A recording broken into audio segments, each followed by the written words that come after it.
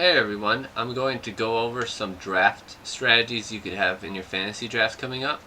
I know everyone is researching on who to take, and in this video I'm not going to go on who you should take in each round. I did that previously. Today I'm just going to go on some simple strategies to think of before when you're planning your fantasy draft and during your fantasy draft. So the first thing I'm going to go over is running backs. I feel you're going to have to take both of your running backs very early, preferably in the first 4 rounds. I would take your first running back first or second round. The reason is because there's not a lot of value at running back. There's a certain amount. There's about 10 to 12 backs I would be comfortable with, and then after that it starts to go downhill. Now, if you could get a very good running back in the first round, take them.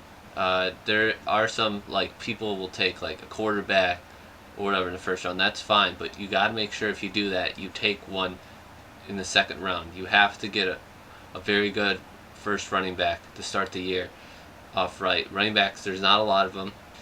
Some people like to go the sleeper route, but with running backs, it's hit or miss. I mean, rookie running backs can be good or bad.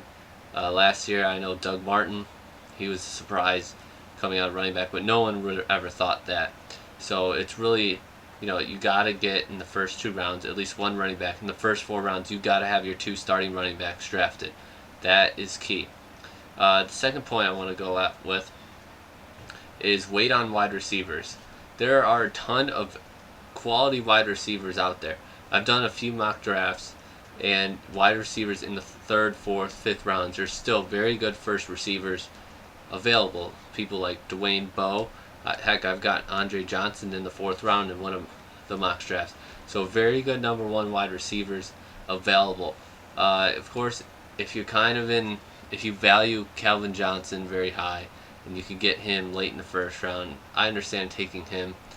But there's kind of a line where running backs got to go pretty early. There's a ton of value wide receivers, ton of guys that you can get quality points at. Plus, the wide receivers aren't the most guaranteed points. I've seen teams take 2 wide receivers to start the draft. Sometimes they do well, but a lot of times they don't, because then the running backs are usually not up to par, and that's where your big point makers are your 2 running backs. The hardest position, there's such a big drop off, like I said, in terms of running backs. Once you get past the first and second tier running backs, it's hard to find anyone good. You do not want to be in position mid-season where you don't have a good running back on your team, or you only have one in your running back 2 spot is getting only 5 points a week.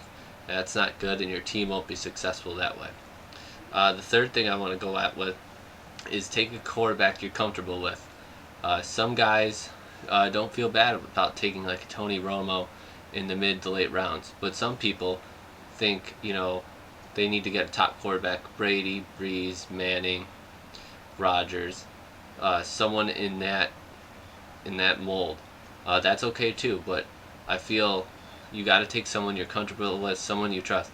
Heck, I've seen even some guys comfortable with, starting like Eli Manning this year. He could be inconsistent in fantasy. I've seen some people that would be willing to take Michael Vick because of the new Chip Kelly system. Usually people like that, though, they have a very good backup behind them. Sometimes they'll take like quarterbacks back to back. But the most important thing with quarterback, they are your biggest, out of any position, they're going to score the most points week to week than any position. So quarterback, you got to have someone you feel comfortable with and build the team, kind of like in the real NFL around them. So quarterback, big money maker, big fantasy point value. Use someone you're comfortable with. And the last one is draft according to how the draft's going.